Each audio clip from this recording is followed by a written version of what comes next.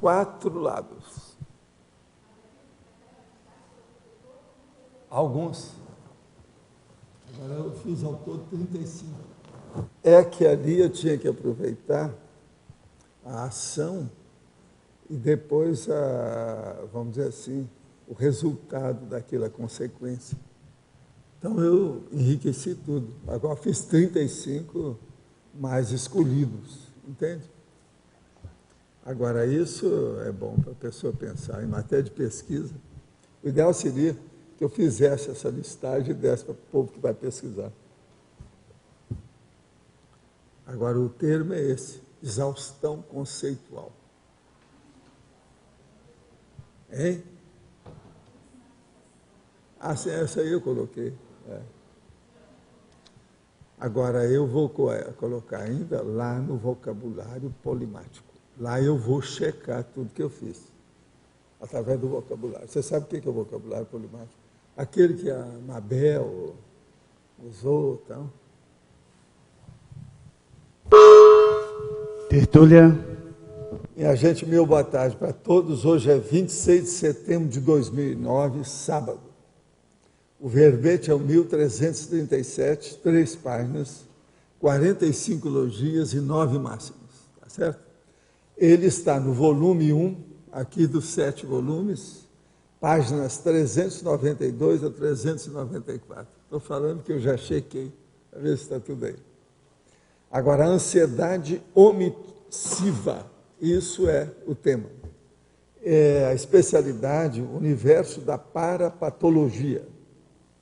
A ansiedade omissiva é o estado afetivo penoso de receio e de apreensão sem causa evidente, caracterizado pela expectativa de algum perigo indeterminado e impreciso, diante do qual o indivíduo se julga indefeso e comete omissões deficitárias, deixando por onde passa lacunas, falhas e deficiências nas ações diuturnas. A autopensanização interrompida antes da expansão máxima possível à neo-ideia. O ansiosismo lacunado. A falha a partir da precipitação. A fissura do assodamento. A deficiência cavada pela impulsividade. A imprudência gerada pela irreflexão. Os transtornos criados pela afobação. Os acidentes de percurso tornados rotineiros ou habituais. A ação de passar por cima do relevante. A não sustentação dos altos esforços até a acabativa razoável. Então, é a hora que a pessoa se omite, porque ela para antes da hora. Agora, essa está dentro da cultura do corre-corre. A condição patológica da ansiedade omissiva pode ser considerada questão momentosa, pois ainda incide, com evidente frequência, na vida intrafísica das consciências intermissivistas. Você tem alguma relação vivencial com a condição da ansiedade omissiva? Inconsciente ou consciente? Se você quiser aumentar alguma coisa, o menos difícil é a interaciologia, no caso, faltam 3 só. Agora, nós temos aqui umas perguntas. Nesses últimos meses, tive a intuição de aprofundar a pesquisa do conceito de equanimidade. Ainda não aprofundei demais na pesquisa, mas notei que o que existe em termos de bibliografia tem mais a ver com o orientalismo e tem abordagem bastante mística e sugere conformismo ou contemplação. O professor tem sugestões de autores que vale a pena pesquisar sobre o tema da equanimidade? Olha, a primeira coisa é a seguinte, existia aqui no Brasil, dentro da economia, um processo chamado equitativa, que era baseado na equanimidade. Vocês lembram? Alguém aí lembra dessa equitativa? Ainda tem ainda, né? Agora, veja, isso aí é dentro da economia, não tem nada com esse negócio de orientalismo, nada disso. Agora, no conscienciograma, o termo equanimidade aparece na seção de coerência. Sim. Como é que vai haver coerência sem equanimidade? É possível isso? Agora, na elaboração dessas perguntas do conscienciograma, o professor considerou qual a definição do conceito de equanimidade. É aquilo que é equânime. ponto de vista de consciência, para a consciência não tem novidade nenhuma nisso, não. Pode explicar sobre a relação do exemplo silencioso e a equanimidade? O exemplo silencioso é o seguinte: a equanimidade, se o exemplo é bom, é porque ele tem uma mega fraternidade. A mega fraternidade, ela equaliza por cima. Então, é a equanimidade suprema, aquela que é da cosmoética, da evolução, da inteligência evolutiva. Então, equanimidade é a hora que você deixa de ser da diplomacia para vir para a rua, para ficar igual a todo mundo. Na hora que você deixa o elitismo e fica junto da plebe. Então, o problema todo é o socialismo, o comunismo, a igualdade, a fraternidade. Égalité, fraternité, é isso aí. Tá certo? E liberté. Então, o processo todo da equanimidade está dentro disso. Não é nada desse processo aí, não. Eles tiram isso porque querem mostrar o processo da fraternidade pura. A equanimidade realmente é por isso. Agora, lembre-se, a equanimidade nivela por cima, do ponto de vista evolutivo. Pensa nisso. Tem uma amiga que, após 20 anos de toxomania, está determinada a mudar. Está sentindo muitas repercussões físicas, com muitas dores de cabeça, entre outros sintomas. Seu nome está na TENEPS. O que mais pode ser feito para ajudá-la, principalmente com respeito à pressão extrafísica patológica? A melhor coisa que tem é interná-la durante uma boa temporada, para ela ter atendimento médico direto. Isso pode ajudar muito. Porque assim a pessoa vai ser tratada de uma maneira melhor, vendo as comorbidades, ou seja, quais os reflexos, quais os problemas negativos dessa intoxicação. Depois de 20 anos, os órgãos e sistema dessa pessoa estão tudo alterados. É preciso ver isso pela medicina, fazer bastante exame, urubucervar tudo, fazer um levantamento aí minucioso. Aí é que entra a exaustão conceitual do soma, do ginossoma dessa senhora. Se possível, gostaria que me dissesse quais os livros que serviram de inspiração para André Luiz escrever Evolução em Dois Mundos e Mecanismo da Mediunidade. Luciano dos Anjos informa ter sido o ate fritzscano tocante ao mecanismo da mediunidade. O senhor confirma essa informação? Não. Ele pegou uma série de livros que o povo estudava na ocasião, que a gente debatia com os outros. Esse aí foi um dos livros. Mas tem um monte de coisa. Ele estudou, inclusive, do próprio Fritz Kahn, existia um negócio sobre sexo. Ele sabia por causa dos nossos debates com o povo. O livro foi criado na base desses debates, tinha muita coisa nesse sentido. Então, eles quiseram saber. Agora, veja, ele diz respeito àquela época. Muita coisa da ciência ali já foi superada. Agora, no caso da Evolução em Dois Mundos, qual o livro terreno que o Espírito se inspirou? Isso aí eu não sei exatamente tudo, não. O problema é que ele se inspirou, foi mais nos processos extrafísicos. Luciano dos Anjos também diz que André Luiz é Faustino Monteiro Esposel. O senhor confirma? Não, já falei isso aqui, isso é besteira enorme.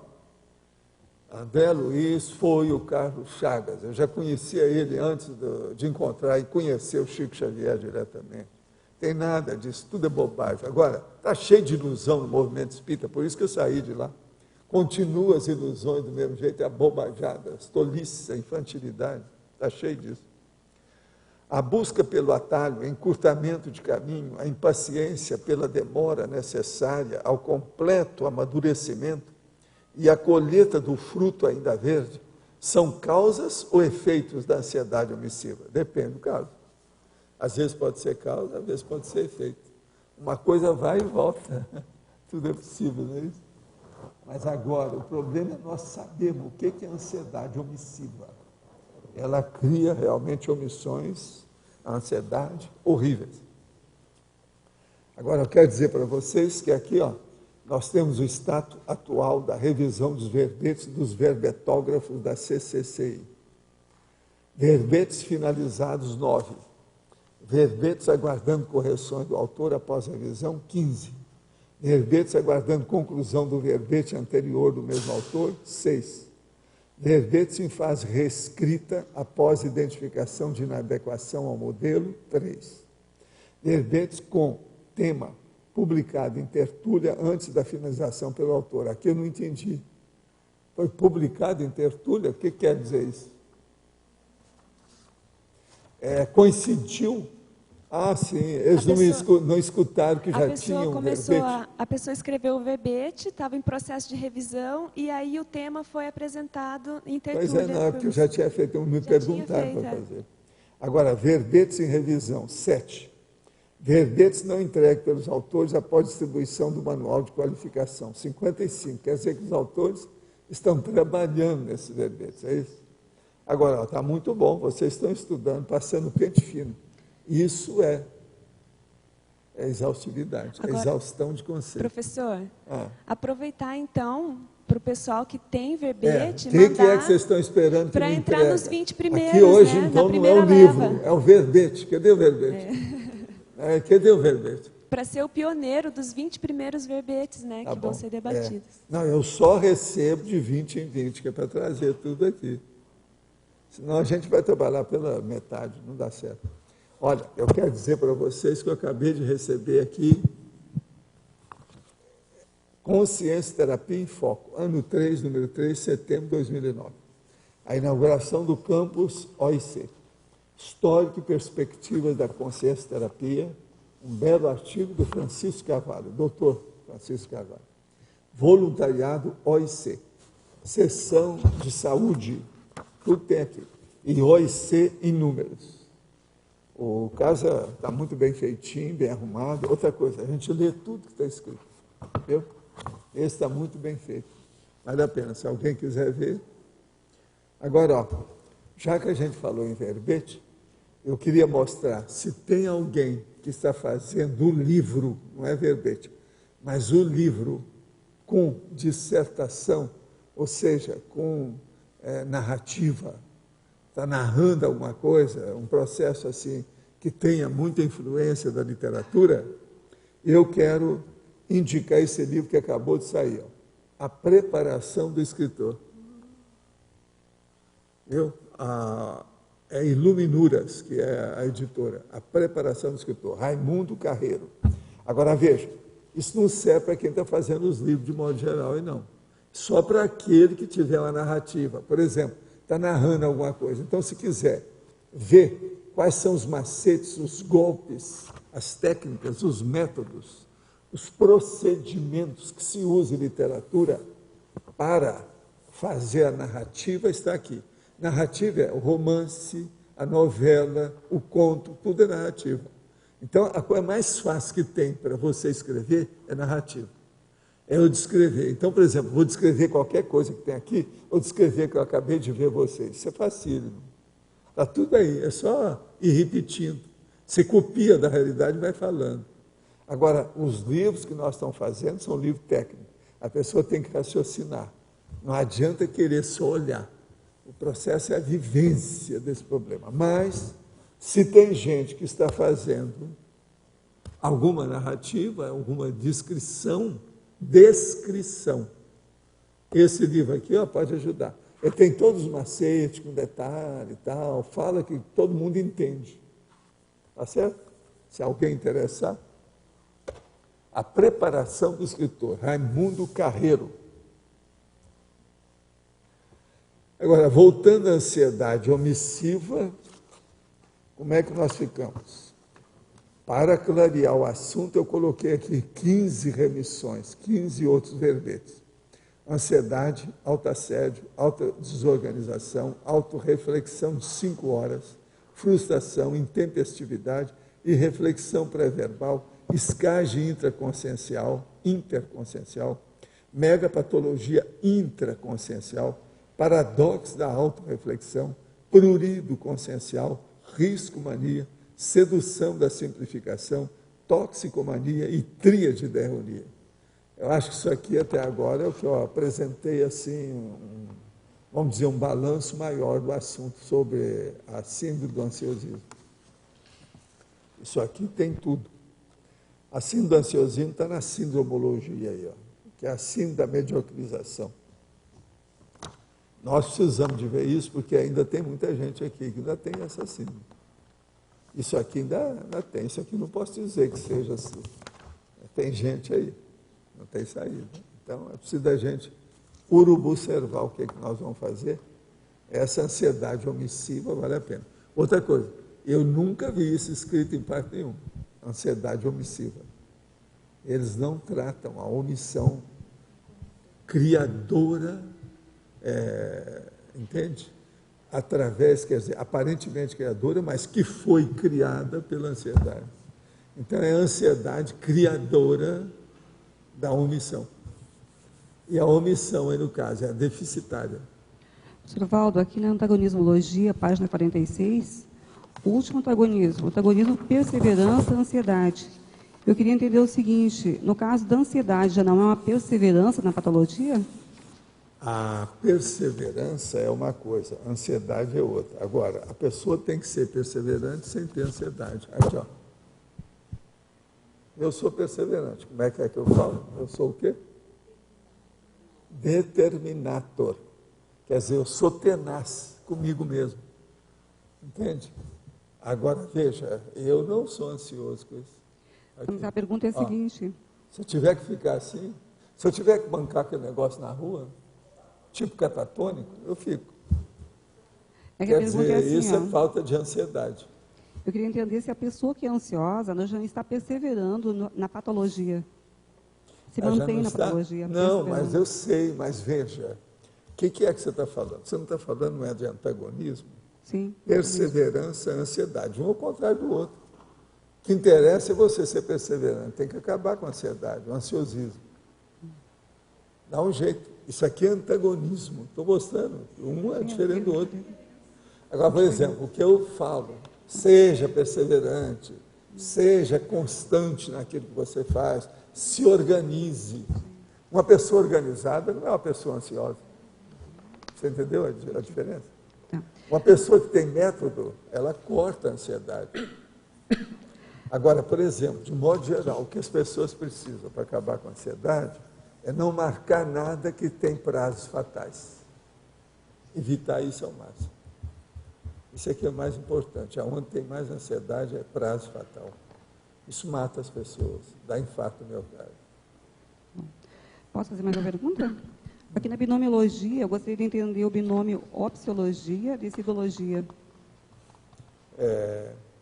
Opsiologia e decidologia. Você tem várias opções, você tem que decidir. Uma coisa vem junto com a outra. Sem ansiedade. Você tem várias alternativas. Qual que você vai escolher? Não dá para pegar todas. Então, o processo, o binômio, ele existe. A opção. Tá certo? A vida, toda hora, pede a gente para decidir. A decisão é um fato. E quase sempre tem uma série de alternativas. Enfim, falando em bom português aí da rua, todo dia nós estamos na frente da Place d'Étoile. Place d'Étoile, lá em Paris, é aquela que tem 5 ruas que sai dela. Está entendendo? É uma estrela. Então você não está numa encruzilhada, você está na Place d'Étoile, é a Praça da Estrela.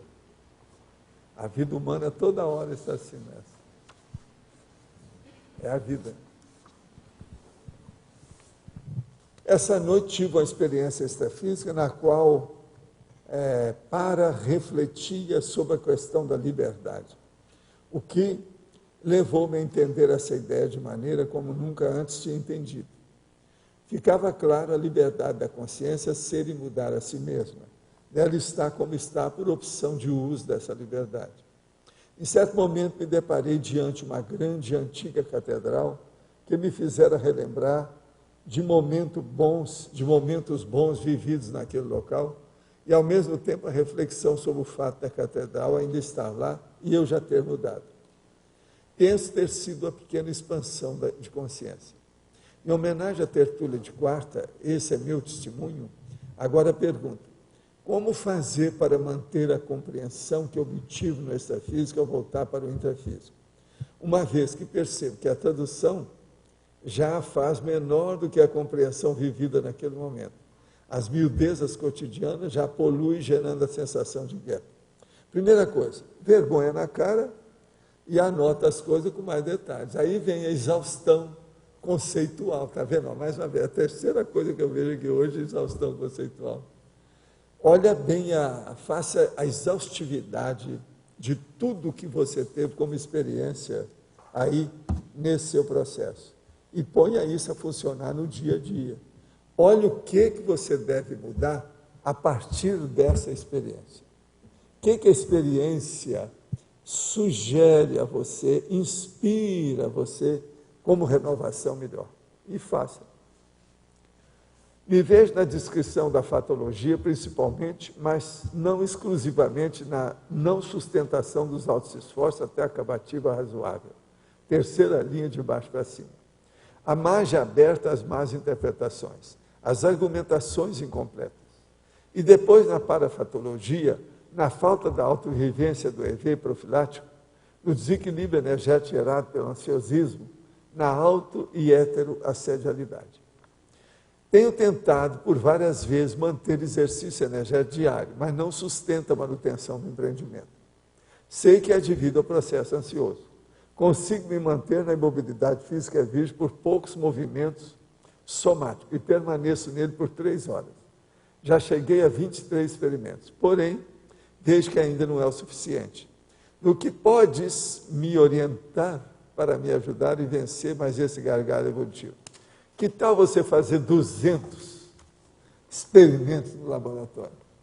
É uma boa. Vai te ajudar. Você tem que sair do laboratório com plena autoconfiança que você já domina o processo. Isso aqui é a coisa mais séria.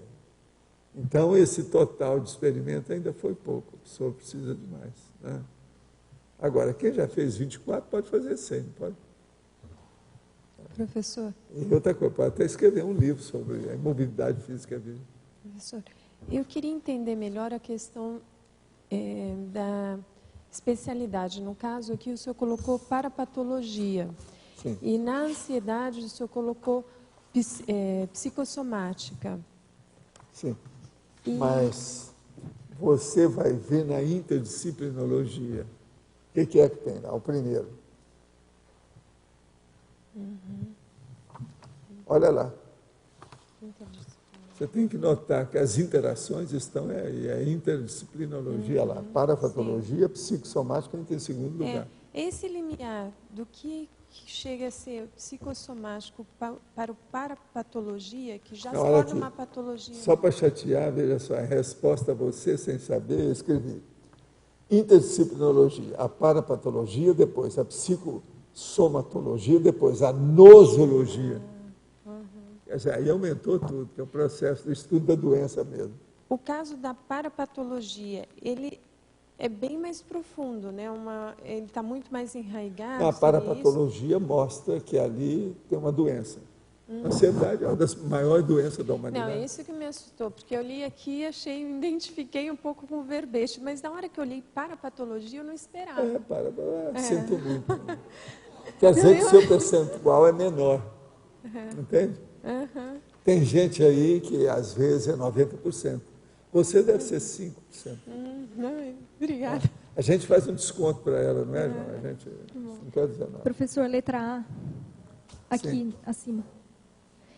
Eu gostaria de entender se há correlação entre a ansiedade e a atitude automática de pensar, olhar uma situação e julgar, emitir julgamentos todo o tempo sem nem... Isso é ansiedade de julgamento, juízo crítico. É onde a pessoa cai de 4. Dá com os burros na água. É o julgamento apressado, pelas aparências. Isso é um perigo. Uma pessoa ansiosa só deve chegar a uma conclusão depois que ela passou uns 5 dias ponderando tudo. É a pessoa que mais precisa de ponderação. Se ela fizer isso em 5 minutos, só vai sair besteira. Ela é ansiosa? Tem lógica isso para você? Pensa bem. Gente, a gente não muda as condições por mágica. Não cai do céu o maná para mudar as coisas. Não há milagre. Tudo é alto esforço. Se uma pessoa é ansiosa, não adianta você fazer muita coisa, nem eu, nem o amparador. É ela. Ela tem que se enfrentar. Então, combata aquilo. aquele ego ansioso tem que ser substituído por um outro ego um pouquinho mais tranquilo, para começar a pensar. Agora, com o passar do tempo, ela vai ter vergonha de lembrar de si mesma, que é muita bobagem que tem. Uma pessoa que tem muita ansiedade, ela só comete besteira o tempo todo. A primeira coisa que tem, ela entra na síndrome da autodesorganização, ou a síndrome da dispersão. Então, ela está sempre com dispersão, sempre está jogando fora a energia, a oportunidade, as ideias, os autoesforços, as companhias, enfim. Está queimando a vela da vida pelas duas pontas. É assim que a gente fala, com o ansioso é isso. Ele queima a vela da vida pelas duas pontas. Eu quero lembrar para vocês que quando eu tive um infarto, que foi por causa de workaholism, porque eu trabalhava demais, eu não era ansioso não, tá? Agora, o infarto me deu, foi a hora que eu estava correndo para fugir de uma tempestade. Professor, tem correlação com arrogância esse traço ou não necessariamente? Depende do caso. Tudo é possível. Com o ansioso, a arrogância é uma coisa natural, porque ele quer tudo na mão dele e ele é que domina o mundo, às vezes. Valdo, existe ansiedade que ela não seja omissiva? Como é que é? Por quê? Uma ansiedade que não seja omissiva. Omissiva? Que ela não seja, para eu saber como um contraponto. Sim, a essa. Não, tem um monte de coisa que você faz que não, se apressou tudo, mas não foi omissivo. Até que você consegue fazer com ansiedade, você consegue fazer uma opção de coisa. Em vez de omissão, você constrói. Mas veja, ansiedade. Que o percentual disso é mínimo. Sim. Isso não predomina na vida da pessoa. Seria a conduta exceção, uma patologia de exceção. Isso. Toda conduta exceção é exceção, né? Uhum. Sim. Porque essa questão, por exemplo, do... Agora, a omissiva, que eu estou chamando a atenção, isso aí você meu, Flávio. Vê se arranja alguém que já falou sobre isso. Olha, a partir de hoje não vale, tá? Tem que ser até ontem. Uhum. Senão o povo vai copiar o que eu escrevi. Isso tudo já aconteceu. Sim, sim. Entende? Porque a que não seria omissiva é quando, apesar da ansiedade, a pessoa acertou. É isso? Ela conseguiu. Não, a omissiva é que com a ansiedade ele se omitiu. Isso, a omissiva. Ele fez lacuna, fez buraco. Aonde ele anda está cheio de buraco, tudo quanto é lado. E a não omissiva. A maioria dos grandes ansiosos, eles cometem. Deixam furo. Quer dizer, pessoa furada e furadora. Sim. Quer dizer, está cheio de furo. E aquele coloquialismo. É o queijo comido pelos ratos. Está entendendo como é que é? Essa pessoa, quando ela é assim furada, esses furos são assediados. São de assédio. A maioria é assim. Uma pessoa ansiosa é a coisa mais fácil que tem para ser manipulada pelos assediadores. Por isso que tem tanto assédio na Terra. Em parte é por causa do assodamento. Você veja, lá em Brasília, eles, para não colocar a pessoa e não chamar que ela é doente, então eles falam que a pessoa é o assodamento. Uhum. Que é a mesma coisa. Sim. Valdo, como você lidava com as demandas que vinham, que era assim, para ontem, isso tem que fazer. Eu quando sempre sim, quando procurei não. reduzir ao máximo toda a ansiedade que vem de fora para me envolver. Eu viro para a pessoa assim, meu pai não está na forca. Isso era o que eu falava já, rapaz, não adianta vir que não tem, vamos devagar. Eu já falava assim, aqui, eu não tremo. O que foi? Estourou o vulcão? Deixa. Qual a cor da lava?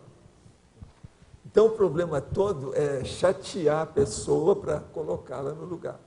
Então, o povo já sabia como é que eu era, me respeitava. Com isso, eu amadureci mais depressa, isso me ajudou demais, entendeu? Agora, por exemplo, na hora de julgar tênis de mesa, eu ganhei o negócio, porque eu tinha que julgar rápido. Então, eu mostrei para eles. Agora eu vou mostrar para vocês como é que é. E outra coisa, naquela ocasião eu dava cortada com a mão esquerda por trás. Sai dessa. Eu era magrinho, cintura fina, parecia cintura de vespa de mulher. Era magro, alto.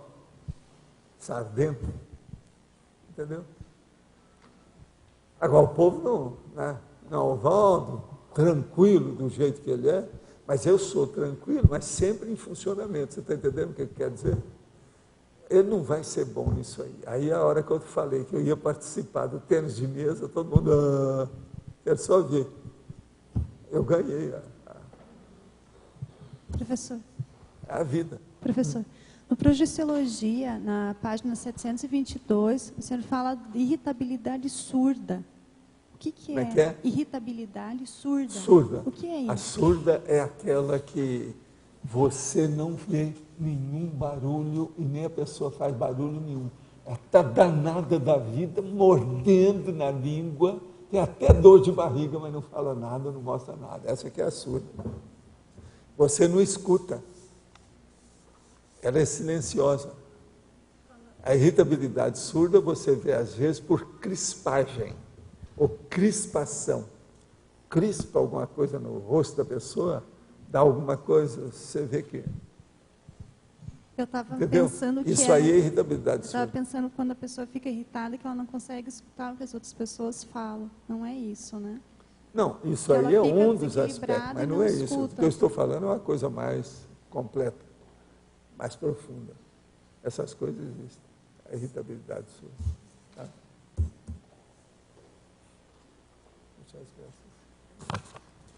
Gostaria que detalhasse a diferença entre ansiedade cognitiva e ansiedade somática. Assim, ansiedade somática, por exemplo, aquele jogador que quer fazer o gol de qualquer maneira. Agora, a cognitiva, eu quero entender o que é que você acabou de me falar e não estou entendendo nada, quer dizer, sou burro. Isso é a cognitiva, é a ansiedade. A pessoa fica ali crispando as mãos. Crispar é isso assim, ó. Ela não sabe onde põe a mão. É isso.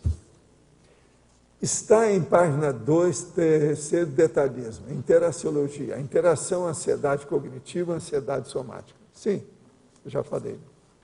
Poderia aprofundar o mecanismo contido no binômio ansiedade e impaciência?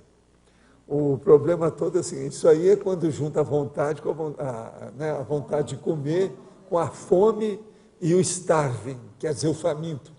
Então, é o faminto, aquele que tem fome, a vontade de comer e outras coisas mais. É quando a pessoa tem ansiedade e impaciência, quer dizer, ela está pouco ligando. Então, aquela pessoa fala assim, não, eu sou mesmo ansioso e não quero mudar. Pronto, acabou. Então, sai de baixo, porque aonde ele passa deve cometer muito desastre. Em se tratando de ansiedade, o senhor poderia comentar a recente execução de assaltante portando uma granada no Rio de Janeiro por um atirador de elite posicionado a distante? Eu vi o negócio a hora que o cara recebeu o tiro. Vou falar o quê disso? Se ele falar, isso aí é o atirador de elite que eu vi falando, é o sniper. Agora, matou lá. Agora, ele estava com a granada na mão. Enfim, eles têm ordem para fazer isso, num caso desse? Como é que é? É assim a polícia? Isso aí é preciso de ver.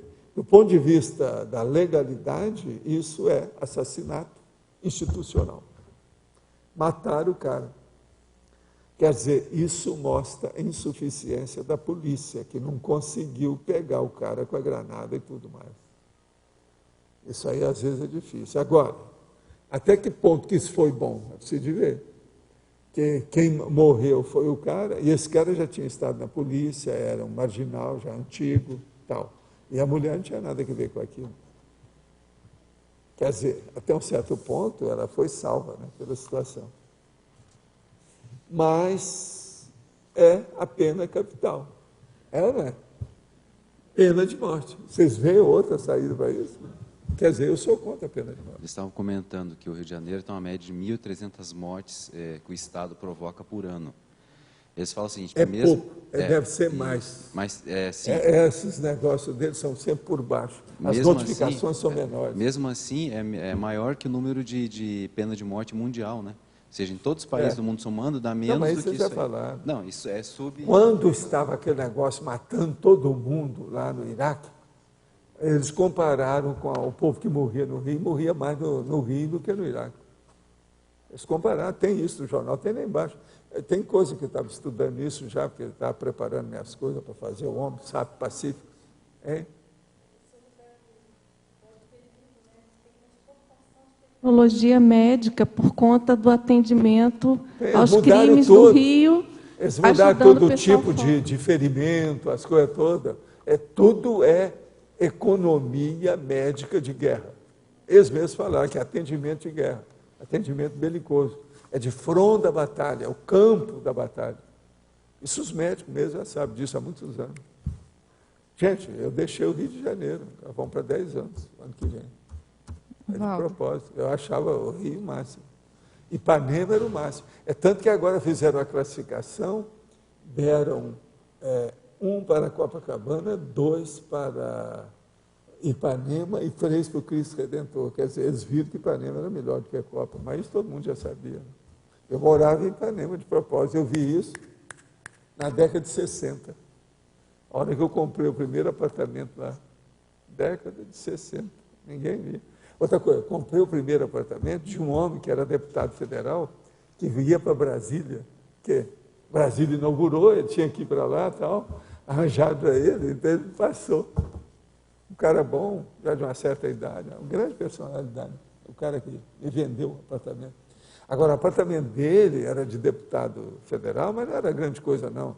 Era 2 quartos, no fundo, dentro de um condomínio enorme, dentro de um dos pavilhões que ainda existe lá até hoje. Outra coisa, sem garagem. Vocês têm uma ideia, mas é o que eu podia comprar, né? Eu comprei dele em 1962. Ele já estava, porque tinha que mudar, né? Depois Brasília já tinha 2 anos, nessa ocasião a gente sabia que não podia ficar no Rio e tal, que era melhor ir para lá. Então ele vendeu o apartamento. Agora, depois disso, eu comprei outros, eu saí de lá, arranjei uma coisa melhor, né? Acertamos as coisas, porque eu sabia que Ipanema era melhor, né? Por causa do processo intelectual, as coisas que havia, tudo. Mas, a hora que eu vi que tudo acabou, é igualzinho o Hitler. A hora que eu comecei a ver, eu falei, não, a Gestapo, o nazismo, a SS, está tudo chegando. Já chegou aí. Agora, eu comecei a ver isso, quero dizer para vocês, de madrugada. Eu, às vezes, andava na praia de Ipanema às 4 horas da manhã, 4h30. Aqui, por exemplo, o Loche, o Alexander, todos eles andaram comigo 5 horas da manhã, 6 horas da manhã. Agora, o dia que eu vi, só de tiro, aquele monte de tiro em vários lugares, só lá perto da praia, eu falei assim, agora acabou, não posso andar mais, tem que ficar só na esteira e nós temos que preparar para sair daqui. Aí eu comecei esperando para sair daí. Vocês sabem por que é que eu saí? Porque o enumerador falou assim, você vai ter um sinal. A hora que tiver o sinal, vocês caem fora. Então, o que se passa? Houve um negócio que nós estávamos viajando e um cara entrou para assaltar justamente o meu apartamento e falou para o porteiro que era o meu apartamento. Saiu até no Globo, mas não sabia que era eu. E eu não estava aí no Brasil. Agora, não roubaram nada. Por quê? O meu filho tinha colocado o carro embaixo, na hora que ele entrou, entrou areia no processo dele, porque o meu filho entrou para mexer no processo do edifício, chamou atenção, então eles desistiram. Agora, aquilo eu já sabia, porque eles estavam assaltando uma opção de gente, tudo marcada. E o meu apartamento era o único que era duplex no prédio. Então eles chegaram para o cara e falaram assim, não, nós queremos assaltar ali do doutor que tem um duplex. É um duplo. É esse que a gente quer. Na hora que eu falou isso, foram preparando, meu filho chegou com o negócio, aquilo deu para trás. Agora, ninguém ficou sabendo de nada. Eu é que fiquei sabendo que a gente já estava preparado para aquilo. Quando eu li a notícia, eu falei assim, isso aqui é do nosso apartamento. Aí a gente foi ver, checar, e tinha sido mesmo. Aí eu falei assim, acabou, esse é o meu sinal, eu não preciso ficar mais no Rio. Aí nós começamos a preparar para cair fora de lá. Depois nós fizemos uma viagem para o exterior, eu falei assim, agora eu já não volto mais para cá, eu já vou direto para fora. E foi assim que aconteceu. Ano 2000, o último que a gente mexeu. O ano que vem vão dar 10 anos, nós estamos aqui. Agora, eu já vinha aqui há praticamente 6 anos, eu já vinha fora, né? Passava a temporada, aquele negócio todo e tal. Mas, para ficar mesmo definitivo, foi só em 2000, foi o jeito. Agora, é uma pena, né, o Rio. O Rio era o máximo. Na década de 60, a hora que eu fiz o meu Fusca, que era maceteado, que eu podia costurar o que eu quisesse, passar por tudo quanto era lado, ninguém me ganhava. Você sabe que me chamaram para ser piloto de Fórmula 1, né? Você sabia disso? A turma da Globo, na ocasião. Eles estavam instalando o autódromo do Piquet. Estava instalando o negócio. Então eu fui lá com eles, etc. Tal. Aí eles vieram ponderar: Valdo, não interessa a sua idade ou o que você faz, você nunca bateu nada, você tem coordenação, que é uma loucura. Esse negócio aqui que eu falo. Você é bom no negócio, você conhece mais ou menos alguma coisa de carro, você já mexeu com isso muito aí, porque eles sabiam que eu tinha. Teve uma época que só uma das minhas empresas, nós tínhamos um monte de veículos, né? Então, dezenas. E outra coisa, carreta, tudo. Aí eu viro para ele e disse: não, vocês estão enganados comigo. Eu sou bom na empilhadeira. Numa empilhadeira, o dia que tiver, e corrida de empilhadeira, vocês chamam que eu vou entrar. Empilhadeira de livro, que é o que me interessa.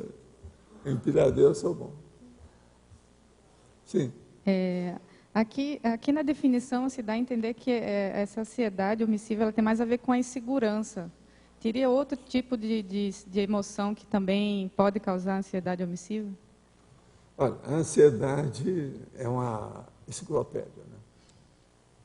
Você pensar, entra aí. A pessoa ansiosa por qualquer, dá aqui aquela palha, por qualquer desculpa ela é ansiosa, ela cria ansiedade. Uma pessoa que é ansiosa, ela é ansiosa pelo piscar de olhos de uma pessoa, já fica ansiosa. Mas por que ele piscou? Por quê? Entende? Isso aí tudo a gente tem que ver, né?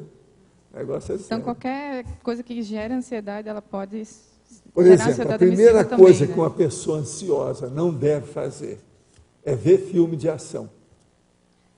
Tem que cortar. E é o que acontece mais. É ou não é? A pessoa ansiosa adora o filme de ação, mesmo que seja comédia, de muito movimento. Quer dizer, isso não é o ideal. A pessoa nunca melhora por causa disso. Os afins se atraem. A pessoa ansiosa busca os ansiosos. Entendeu? Agora, tem casos que você vê, né? A pessoa ansiosa e arranja uma companhia ansiosa. Não vai dar certo. Aquilo ali vai estourar tudo. A maioria é assim.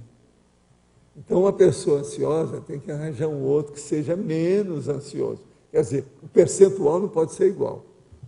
Mais de 51% não dá certo, dupla nenhuma. 51% de ansiedade, mais 51% de ansiedade, não dá. O negócio dá para trás. Então, isso tudo você tem que pensar aí, ver o que é que você acha. Olha quais são as emoções, os comocionalismos, como eu chamo, que tem relação com isso. A maioria deles tem. Quando o processo é de comoção. Tem? Por que o filme de ação? Porque ele acelera mais a pessoa? Porque o filme de ação é devido ao processo da adrenalina? Taquicardia. A sua adrenalina vai ferver lá dentro. Eu, por exemplo, eu não recomendo nada. Agora, vou te contar, onde é que tem o paradoxo disso? Eu nunca recomendei filme de ação, pelo contrário, sempre prescrevi. Evite o filme de ação para o ansioso e para o hipertenso. O hipertenso também, eu já vi gente que muda a cara, aquele negócio todo, aquela pessoa que enfrenta o filme, porque tem aquele outro que esconde, né? Em qualquer coisa, apareceu sangue, a pessoa se cobre. Ela fica encoberta. Mas não, tem uns que gostam daquilo e vai. E como é que vai? E como é que vai? Como é que vai? Daqui a pouco o cara tem um infarte ali. Você sabe que tem filme que já matou gente, né? Tem time de futebol, o gol decisivo que já matou gente. Tem o happening, a hora que a pessoa vai cantar, cai o cara lá com infarto do miocárdio. Olha que escuta lá o outro cantar. Não era ele que estava cantando, ele estava ouvindo. Tudo isso acontece. Outra coisa, o turf, olha que o cavalo... O cavalo cai lá e ele cai aqui. Tudo isso tem. Quer dizer, tudo é ansiedade. Ansiedade, gente, é uma coisa que ainda não foi bem difundida, estudada. Não. O povo tem medo, por quê? A maioria é ansioso. Há muita ansiedade. Agora, a vida moderna piorou tudo, vocês sabem. É o processo da tecnologia. A tecnologia colocou a ansiedade no buraco. Piorou tudo. É verdade ou não é? É verdade. É verdade. Agora, ó, você quer coisa que aumente mais a ansiedade do que os videogames? E eles acham que isso ajuda. Que ajuda a elaboração de pensamento? Sim, ajuda. Por exemplo, a baratosfera é uma das grandes coisas que ajuda a evolução das pessoas. Agora, o videogame... Mas veja, a gente não pode estar recomendando a baratosfera para os outros, né? O videogame é por causa do processo psicomotriz, extracerebral, que vai acelerando, é isso? E o problema é o seguinte, você não pode dar o soco, então o que você faz? Você dá o soco no negócio que você tem. Isso é terrível, né? Você pensar nisso aí. Agora, videogame, eles querem fazer vamos dizer, a apologia do videogame. Sai dessa. Tem de tudo. Qual o argumento para Tars de uma filha que não perdoa o pai pela traição que ele fez à mãe? Ela me diz que é muito difícil perdoá-lo. Ela sofre forte dor de cabeça. Como posso orientá-la? A primeira coisa é a seguinte: não foi ela que foi traída, foi você. Então fala isso para ela, você tem autoridade moral. Minha filha, você está querendo passar por mim? Isso está errado. Eu é que devia de ter raiva do seu pai. Se eu não tenho, eu estou te dando um exemplo. Nesse caso, não é exemplo silencioso, é um exemplo gritado. Tem que mostrar para a filha como é que é isso. Né? Manda falar comigo, Val. E outra coisa, Manda falar comigo. Pois é. Lembra? É o tal negócio, é o caso. Pode comentar sobre o estudo que o senhor realizou sobre assedialidade e ansiedade? Pode dar detalhes de como os assediadores exploram o micro-universo da consciência ansiosa e eufórica?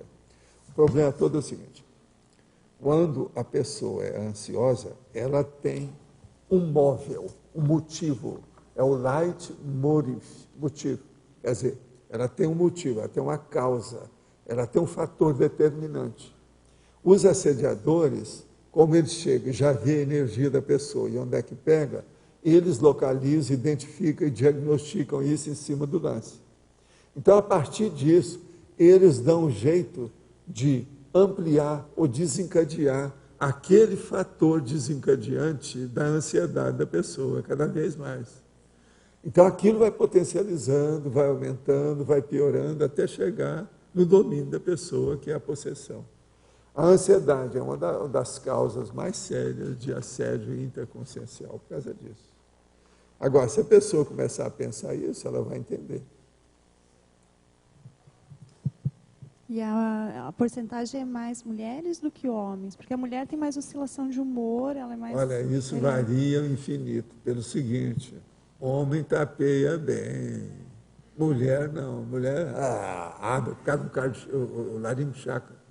A mulher não consegue segurar, ela fala. Agora, homem, não.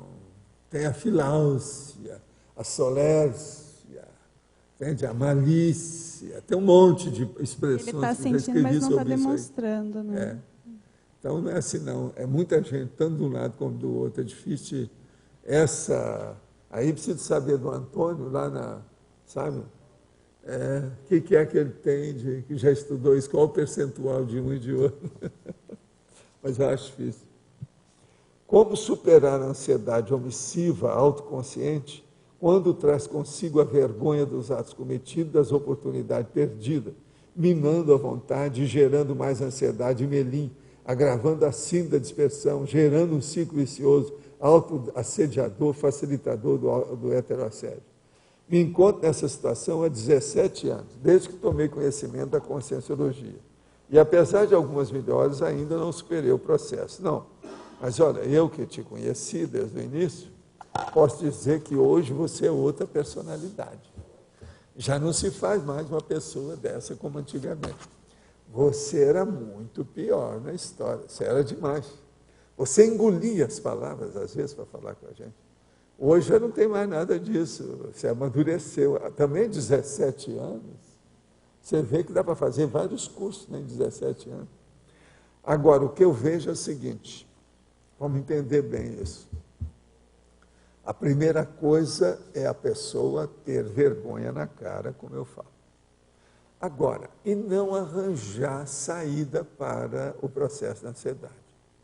O que acontece mais com a ansiedade, do ponto de vista físico, e todo mundo vê que tem ansiedade, quando a pessoa entende isso, é a pessoa que engorda muito de uma hora para outra. Então, aquela moça que está ansiosa na puberdade ou na adolescência, ela começa a comer sem parar, deforma o corpo, e aquilo ela não recupera nunca mais, fica para o resto da vida. Agora, é terrível na hora que ela fica gorda e a irmã é magra, sendo que a diferença, às vezes, é 2, 3, 4 anos de uma para outra. Agora, isso tudo é escape, é fuga, é escotilha de fuga, é ladrão, saiu pelo ladrão. Agora, o pior da história, eu estou falando de mulher, a maioria que deforma o corpo é mulher. Mas agora o pior é quando é o homem. E quando ele chega já e começa a ter a meia-idade, que aumenta o peso. Isso aí é que é o sério. Então, a primeira pessoa é o seguinte, arranjar uma mordaça, colocar na boca quando passar perto de qualquer comida, restaurante, lanchonete, o diabo, para evitar que o peixe morre pela boca. E a ansiedade é uma fuga. A pessoa, às vezes, come muito por causa da ansiedade. Mas não. Deve-se de localizar qual a causa real da história. Agora, aí o nosso amigo, não, ele já melhorou muito, eu acho que está no caminho. Você está se salvando. Porque se fosse daquele jeito que ele era, ia durar pouco. Ia chegar só na meia-idade. A vida é muito difícil. Professor, a pessoa que está buscando superar a ansiedade, tem como ela conciliar, aplicar o atacadismo? Ou é melhor ela superar a ansiedade primeiro e depois tentar levar várias coisas? Ela tem que fazer aquela técnica do curto prazo, médio prazo e longo prazo. Estabelecer 3 colunas e ver o que é que ela vai fazer em cada época. E ver como é que faz. A primeira coisa é o processo intraconsciencial. A ansiedade não adianta a Ressex, adianta a Recim. Então, falar em ansiedade com Ressex é bobagem, é perder tempo. O processo é reciclagem intraconsciencial. A pessoa tem que decidir por ela. Não é consertar a vida de fora. Não é apenas a pessoa se organizar, aparecer que ela está boa, se dentro dela ela está remoendo, você está entendendo? Que está uma coisa de doido, o motor que está lá dentro. Então, isso não adianta. Então, a Recim é que ajuda a pessoa na ansiedade. E vale a pena lá pegar, por exemplo, pegar uma coisa só e procurar focar naquilo e deixar outras coisas? No início, às vezes, é importante, porque às vezes é o jeito da pessoa aumentar a automotivação. Quando ela viu que ela arranjou uma vitória, alcançou uma conquista, ela fez o overcome, ela dominou alguma coisa, ela vê, não, se eu dominei isso, eu posso dominar outras coisas. Ela começa a ter mais autossuficiência, autoconfiança no pulso, no taco. Isso, então, essa motivação aumenta, a autoestima melhora, o amor próprio melhora. Às vezes, uma coisa só, às vezes, ajuda nisso. Mas cada caso a gente tem que estudar, né? Para ver. O senhor falou da Recim, né? Começar pela Recim. E essa Recim vai começar no quê? Na identificação do motivo que gera ansiedade? Não, se a pessoa já sabe que já tem a ansiedade, ela tem que pensar o dia inteiro até saber por quê. Agora, a coisa mais fácil que tem. Uma pessoa falou uma coisa, amanhã vai chover, ela já fica ansiosa, porque amanhã tem um compromisso que não sei o quê e tal. Ela fala, isso é uma besteira, como é que fica? Então, ela tem que começar a minimizar todos os valores que ela tem. A maioria dos ansiosos precisa de fazer uma renovação da sua coleção de valores. Tudo que ela dá como valor, ela precisa de ver por quê. Porque quase sempre a ansiedade tem relação com valores. É aquilo que a pessoa dá valor, aquilo que ela... E às vezes ela nem fala, ninguém sabe que a intenção dela é aquela. Está entendendo? Está tudo escondidinho. No caso do ansioso, ele fica muito preocupado com o futuro ou com o passado, deixa de aproveitar o presente, é mais ou menos isso, ele deixa de aproveitar o aqui e agora. Isso aí depende da hora, nem sempre é assim. A situação não é bem assim, não. Varia muito. É lógico que tem gente assim, mas não são todos. Agora, a ansiedade, antes de mais nada, é um mau hábito. Se a pessoa se inteirar, está convicta dessa realidade, ela começa a melhorar. É mau hábito. Agora, se tem mau hábito, as rotinas são péssimas. Você está entendendo? Por isso que eu falo, é preciso de ter hábitos sadios com rotinas úteis. Aí é tudo o contrário. E se ela simplesmente começar na própria recim, vamos dizer assim, começar a aproveitar mais o momento, né? Ela já não começa a eliminar um pouco? Aqui, ó, uma das coisas que eu sempre falei, que às vezes ajuda as pessoas, é o seguinte. A sua ansiedade, por exemplo, você fala alguma coisa com alguém e no outro dia você se arrepende daquilo que você falou? Esse é um dos tipos de ansiedade ruins, terríveis, e que às vezes a pessoa não percebe. E outra coisa, aquilo é hábito dela. Então você pergunta, no mês passado, quantas vezes você falou as coisas precipitadamente e voltou atrás, ou ficou com a cara de tacho, cara no chão? A pessoa vai ver, às vezes foi 4, 5 vezes acontecer aquilo. Então, veja, num caso desse, a pessoa tem que se resguardar. É sair com alguma coisa. Tem até aquele caso da pessoa, por exemplo, ela coloca um esparadrapo no dedo para lembrar, e escreve no esparadrapo, o que é? Que é a ortografia cutânea, aquele negócio. Escreve o que é? Devo pensar antes de falar. Agora, tem uma moça que fazia isso sempre na coxa. Então, ela fazia a cola na coxa. Devo pensar antes de falar. Escrevia na coxa. Agora, ela ia tomar banho e tinha que escrever de novo. Ela falou assim, não estou dominando o processo. Agora, qualquer coisa, ela consertava a saia. Via assim, como é que está? Entende? Então, o problema todo é esse. Tem que usar os macetes possíveis para lembrar a pessoa. O ideal seria, né? Tem um homem que ele era abonado, tinha algum dinheiro, alguma coisa, falou assim, ó, você vai arranjar um que vai ser o seu agente anti-ansiedade. Qualquer coisa, levanta o dedo. Aí você já sabe que está fazendo, tem alguma coisa. Entrou areia, tem alguma coisa. Toda vez que você vê que ele levantou o dedo agora, você leva ele para todo lado, ele fica aí perto, só o urubucela, não fala nada. Qualquer coisa. Tem um cara que seguiu tudo que eu falei e deu certo, sabe? Agora, o melhor da história foi a hora dele escolher o cara. Ele escolheu o cara que era mais ansioso do que ele. Aí eu falei assim, esse não dá. Muda, porque esse aí não dá, não. Valdo, a ansiedade branda, provavelmente, acho que não é omissiva, sei lá, mas a bem pesada, bem intensa, ela não tende a ser sempre omissiva, sei lá. Olha aqui, falou em ânsia, já é um problema de subsérvio abdominal, em tese. Então, a gente pode arranjar uma exceção, como lá quem é que foi o Flávio, queria uma exceção, a gente arranja para ele, para você e tal. Mas veja, exceção é exceção, não tem valor nenhum. Pensa só nisso. Falou em ânsia, ansiedade. Eu tenho ânsias. Eu tenho ganas de chorar nesta tarde gris. Olha o tango. Não é isso? Ganas de chorar. Quer dizer, eu tenho ânsia de chorar nessa tarde cinzenta. De remordimento. Você está entendendo? Isso é tango argentino, diretamente de portenho. Entende isso que é a ansiedade. E outra coisa, já viu tango, como é que tudo é de ansiedade? Essa ansiedade... A própria aparência da sexualidade que tem é uma ansiedade, é uma sexualidade ansiosa. A ansiedade omissiva, ela tende a repercutir em inúmeras atividades da pessoa, deve ser ampla, né? Não, a omissiva é a mais comum que tem por aí, mas o povo não leva isso em consideração. Eles não veem que são assim, porque a ansiedade não deixa a pessoa raciocinar. Eu estou alertando para isso. A maioria nunca pensou nisso. Vai ter gente que vai ser ansiosa e vai ver isso assim, eu nunca pensei nisso. Garanto para você.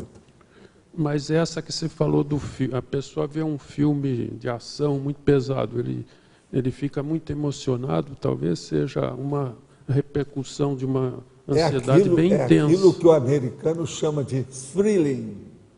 Lá em Hollywood eu vi muito disso. Todo mundo quer o thrilling. Sim, quer dizer, uma coisa eletrizante. Eletrizante quer dizer, coloca aí você com alta tensão e faz você tremer, te dá uma crise epilética gramal. É isso. Eletrizante é isso. O thrilling da americana é justamente isso. A emoção. Então, por exemplo, ele vai numa festa. Então ele perguntar, como é que é? Está se divertindo muito? Fala, não, isso aqui está uma pasmaceira. Você já vê um movimento, você dá um jeito. Isso é um ansioso. Né? Aquele, por exemplo, o Medical Detective lá, se eu assisto aquilo sem problema. Em filme pesado, o Medical Detective. Sim. Muita gente, se assistir, talvez não aguente. Eu não não tenho problema eles de mostram assistir. tudo a realidade na cara da pessoa. Outra coisa, são só coisas insignificantes que levam o assassino para a cadeia durante o resto da vida. Né? Às vezes é um pelinho, uma coisinha, uma tinta, uma pinta de sangue mínima. Hoje eles já estão com uma técnica que é um negócio. Outra coisa, aquilo tudo é real.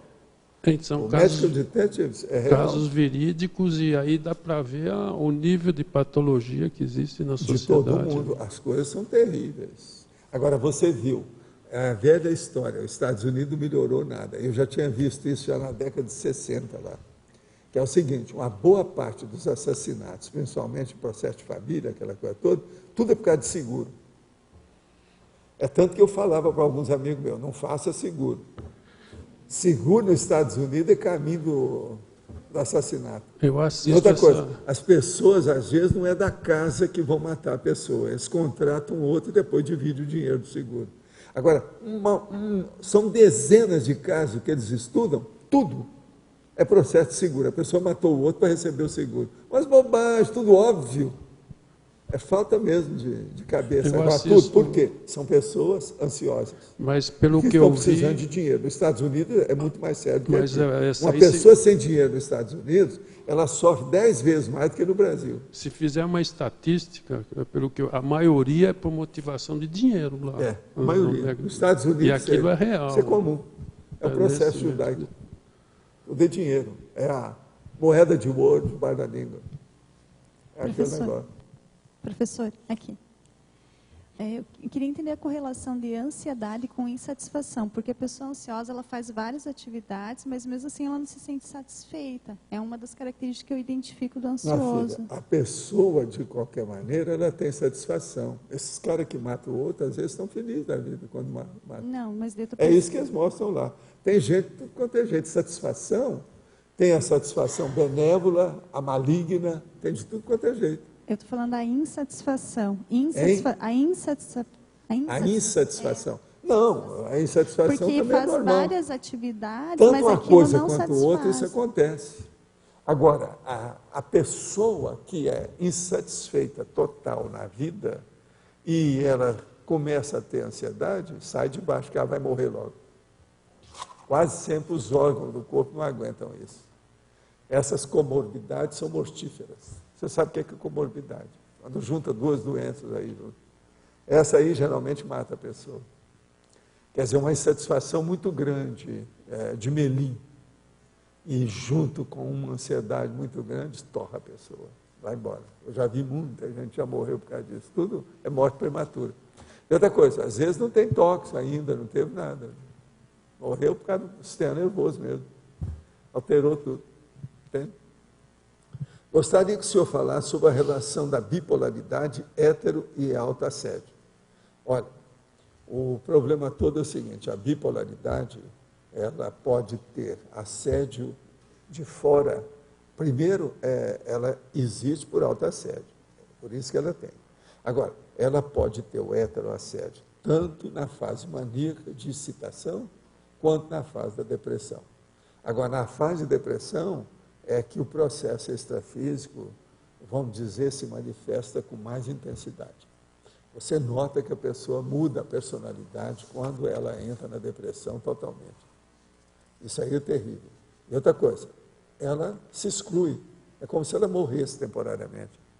Ela não fala com você, ela não fala nada, ela entra em silêncio, ela fica autista, dá um monte de coisa nesse sentido. Como ter certeza se a proexia é na conscienciologia quando temos muitos contrafluxos em torno? A primeira coisa é o seguinte, os contrafluxos faz parte do serviço. Isso mostra que a sua PROEX tem valor. Se uma pessoa vai fazer uma PROEX e não teve nenhum revertério, bolas, o que é? A PROEX dela é comprar um picolé na esquina, bolas. Isso aí, qualquer um consegue, isso não tem problema nenhum. Joguei videogame e computador por vários anos. Quando parei, estava com ansiedade e distúrbio de déficit de atenção. Um amigo meu também teve o mesmo problema e até começou a usar a Ritalina. Pelo que me parece, eu também tenho hiperatividade. Além de fazer terapia com psicólogo, o que fazer para consertar esse problema sem usar remédios? Até que ponto a pessoa já não traz isso de outras vidas quando participava de atividade física belicosas e gostou do videogame por isso? É lógico. Como abortar esse processo em uma criança? Primeira coisa, corta os videogames da criança. A primeira coisa que ele tem que fazer. Arranja outra coisa para ela.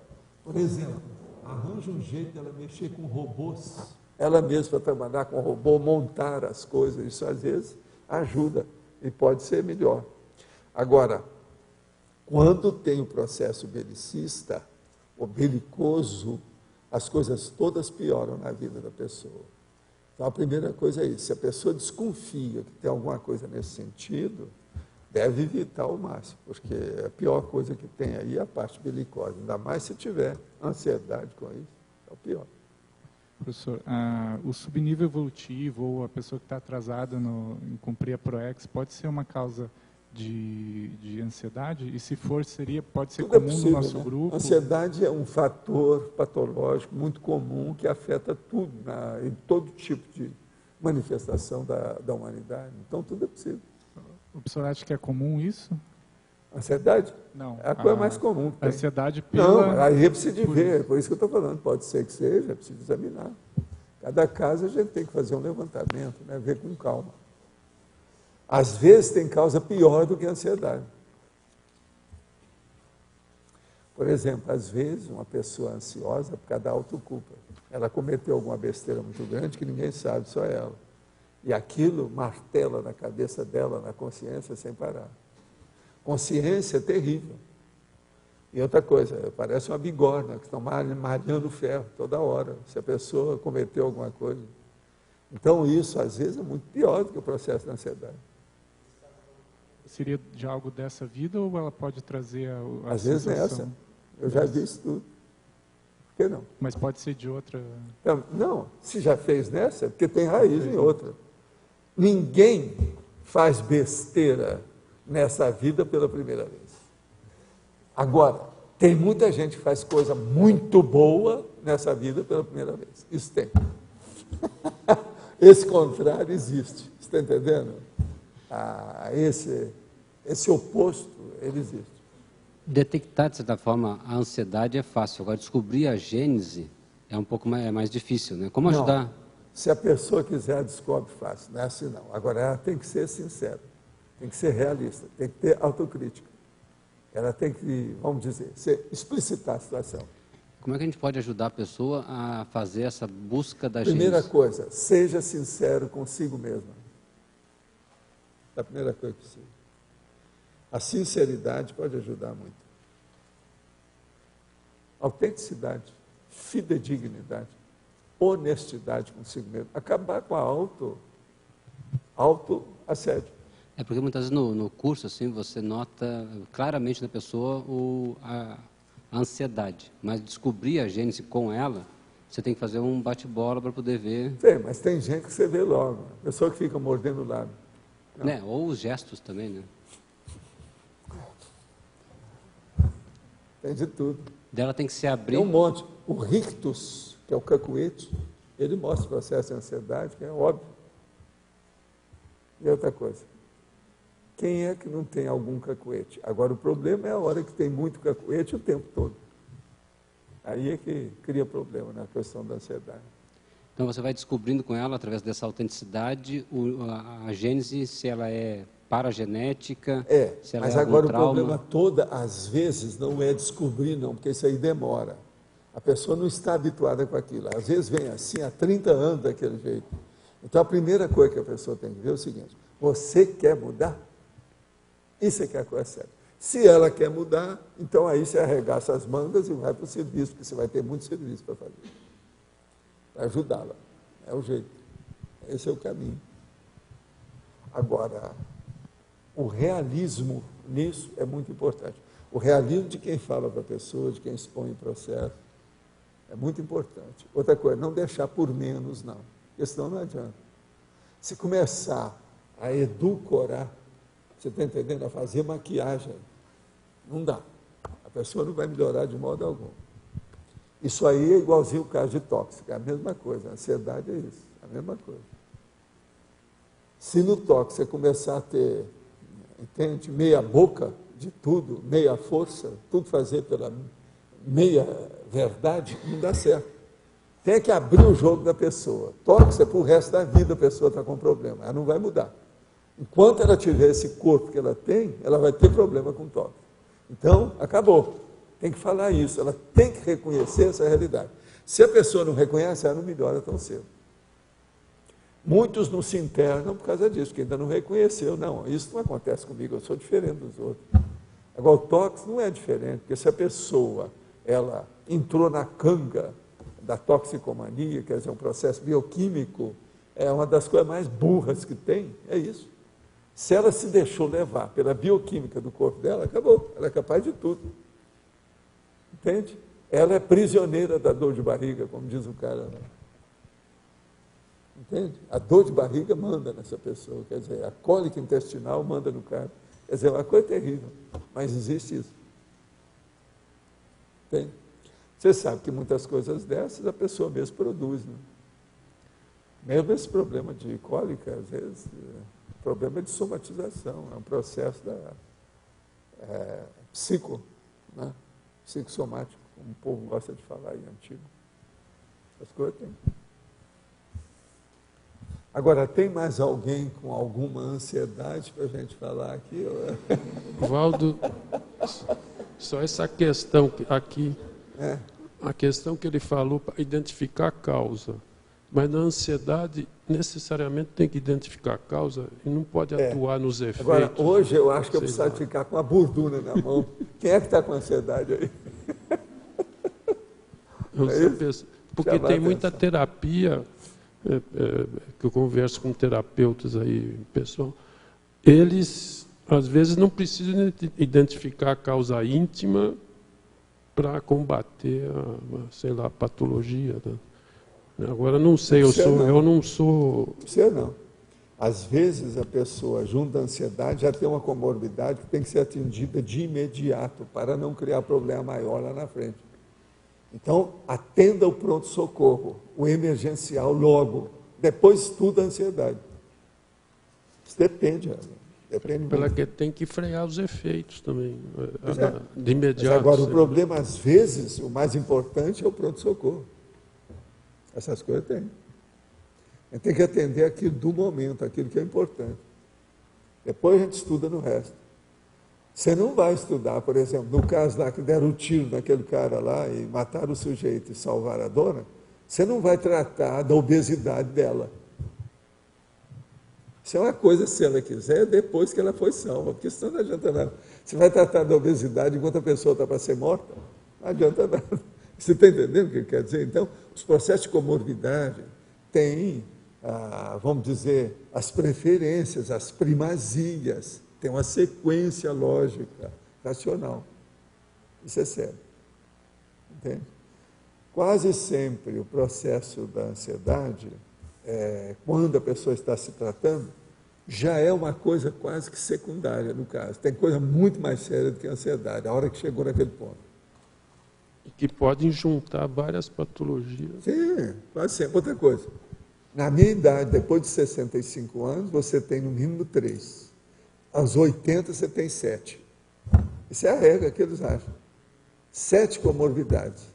Eu já estou com 77, estou chegando perto dos 80, eu já tenho mais de 3. Eu acho que eu tenho umas 5 para 6 já, bem claras. A gente foi estudar. Agora, tudo de olho, né? Eu estou de olho em cada uma. Porque estudo é um processo de domesticar. Você domina as suas comorbidades. Como é que você domina? Com chicote? Não. É com remédio, com atos, com exercício, com modo de ser, com sono. Tem uma opção de coisa, né? Que a pessoa faz, é o que eu faço. Mas no teu caso é mais coisas físicas, né? Escuta, tem uma nossa amiga, hoje ela não está aqui, ela falou para mim assim, ó, Valdo, eu estou até desanimada com a minha vida.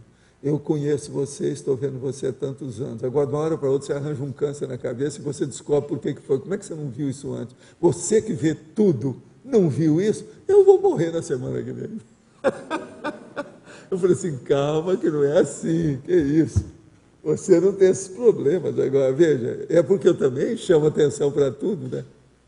Eu chamo atenção, falo para vocês o que é, como é que é, de que modo que é. Eu sou cobaia. Então, como é que fica? Agora, eu como cobaia, o que você acha? Eu sou macaco rezos, gorila, chimpanzé, bonobo, orangotango, o que você acha? A vida é dura. Você abre o jogo aqui para a gente. Pois é, agora quando eu abro o jogo demais, eu sou mais ornitorrinco, né? É uma mistura aí, vários bichos. Mas é a vida. Todo mundo aqui é ornitorrinco. Todo mundo tem várias misturas. Bem, a própria ansiedade pode juntar com coisas físicas e sei lá. Pode, com várias e não coisas, é só isso, juntar com o processo, por exemplo, do orgulho, do egoísmo, da condição social, da condição doméstica na família, isso tudo dá ansiedade. É a situação, o que vai fazer? É a vida. Então, as causas são variadíssimas. Professor, eu queria que o senhor clareasse, por favor, uma coisa que não ficou aqui bem esclarecida para mim. O senhor falou, primeiro, que falar em ressex para resolver a ansiedade não resolve, é mais uma questão de resim por causa do turbilhão que fica dentro da mente da pessoa. A ressex, geralmente, a gente fala naquilo que tem alguma comorbidade com a pessoa, que ela precisa. Então, a reciclagem existencial mexe nas coisas que a pessoa está fazendo. Então, é aquilo que é o óbvio, o povo está vendo. Mas não mexeu no egão dela, no micro-universo consciencial. Isso é recim. Agora, veja, ansiedade, o que é? É o egão, é o intraconsciencial, é dentro da pessoa. Se ela não quiser, não resolve nada. Não, isso aí tá claro. Aí, mais tarde, isso colocou, ansiedade é um mau hábito e, em consequência, a pessoa tem rotinas péssimas. E a ressex tem relação direta com essa questão das rotinas. Então, como não, mas a rotina dela, rotina íntima. Rotina pensênica. É dela, a pensenização, a autopensenidade. Então, a primeira coisa é essa. Hoje, por exemplo, eu atendi uma senhora e falei com ela, hoje, na segunda vez que nós conversamos, eu vou abrir o jogo com você. Você tem a síndrome da dispersão consciencial. Você precisa dar um jeito de fazer a retilinearidade da pensenização sua. Então, por exemplo, ela veio me falar no primeiro dia, eu vi, não falei nada. Agora, hoje, como ela veio falar, eu falei assim, a hora que você vai falar para mim, você dá a volta por tudo quanto é lado, até a gente ver o que você quer. Então, fui explicando para ela como é que é isso. Isso é mau hábito. A pessoa tem um mau hábito de pensionizar, de sentir, de se comunicar, de tudo isso. Ela nunca foi diretamente ao sinalmente. Toda hora eu falo assim, e daí? Você sabe que uma das expressões que a gente pergunta é essa, quando a pessoa está flauteando demais. E daí? Vai ao finalmente. O que aconteceu? E daí? O que você quer? Senão, nem você não fica sabendo. Se você não tiver cuidado, uma pessoa dessa leva você no bico. Daqui a pouco você também está falando abobrinha. Você está entendendo como é que é? Tem que ver e se posicionar com lógica cada coisa. Agora, ela entendeu, anotou tudo direitinho, vai colocar no laptop para ver como é que faz. Ela vai melhorar. Que a gente vê que ela agora está querendo melhorar. Ela está trabalhando muito com a Conscienciologia, uma opção de coisa, fora de série. Ela. Entende? Mas tem que tomar uma atitude. Agora veja, como é que isso aconteceu com ela no início? Está na cara que foi a ansiedade. Foi o que desencadeou. Entende? Então a pessoa flauta, ela fala uma coisa, fala outra, vem. É aquilo que eu falo, vai a Buenos Aires via Paris. Hein? É. Pois é, mas o problema todo é esse. Ela fica, expõe, etc. Entende? Que eu percebo assim que tem várias contradições, né? Às vezes é o contrário disso. Você está com muita pressa, faz menos, né? Que é a omissão. Você quer fazer demais e faz menos. Agora, tem uma ansiedade nisso. Se ela não fosse ansiosa, ela já teria parado para pensar e ver que ela está fazendo tudo errado. A conversa dela, o colóquio, entendeu? O diálogo está tudo errado. Você há de ver. Agora, estava só nós dois, ninguém ouviu nada que eu falei com ela, eu abri o jogo, falei assim, ó, consciente está consciente, deixa eu te falar aqui, vou te dar o diagnóstico, o que você precisa, você tem que dar um jeito nisso. Não resolve nada essas coisas que você está querendo, tem que ver primeiro é isso. Por quê? Isso é básico na vida da pessoa. Entende? Uma pessoa que sai fora, está sempre no acostamento, ela nunca fica na estrada.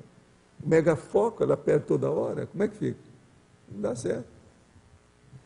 E outra coisa, fala muito e escreveu na água, cuspiu para cima, não deu nada, não ficou nada, não sobrou nada. Agora, num caso desse, para ajudar a pessoa, a primeira coisa é abrir o jogo nisso aí. Não tem jeito de esconder, não. Senão você está tapeando a pessoa, eu não gosto disso. Eu não brinco com a saúde de ninguém. Eu tenho que brincar, eu tenho que falar a verdade. Gostaria de comentar um fato que ocorreu. Enviei uma pergunta há alguns minutos e quando o professor começava a responder, o computador pifou, desligando sozinho. Justo na hora que o senhor dizia o que fazer, gerando uma grande ansiedade nesse ectoplasta principiante, desgovernado. Assistirei depois quando baixar o arquivo. A pergunta número 12. Deixa eu ver. Vamos assistir. Vamos assistir. Ah, sei, não. O nosso amigo, eu sei. Não tem nada, não. Você vai ver o que eu falei. Eu falei, inclusive, o processo de excesso de peso, tá? Você sabe muito bem o que é que eu acho. Tem nada, não. Ele vai entender. Esse aqui é muito vivo, ele estuda muito. Pretendo fazer uma mudança na minha vida, mas estou preso a determinada circunstância. Como saber se estou me deixando levar unicamente pela insatisfação? Primeira coisa é o seguinte, vê o que é que você está fazendo em favor dos outros. Isso que você está fazendo é pouco ou é muito? Isso que você vai mudar é muito? Vale a pena a mudança? Como é que é? Olha o resultado. Isso vai enriquecer o seu saldo da ficha evolutiva pessoal? A coisa mais séria aí que eu vejo é isso. Se tiver, muda a situação, faz força. Às vezes é necessário a gente fazer uma cirurgia. Qual o passo a passo, de forma resumida, para libertar-se da ansiedade?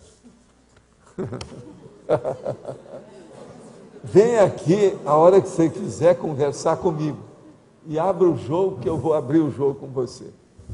Vamos ver o seu tipo de ansiedade. Primeiro, vamos estabelecer o nível dela. Coloca um termômetro para ver a quantos graus que está.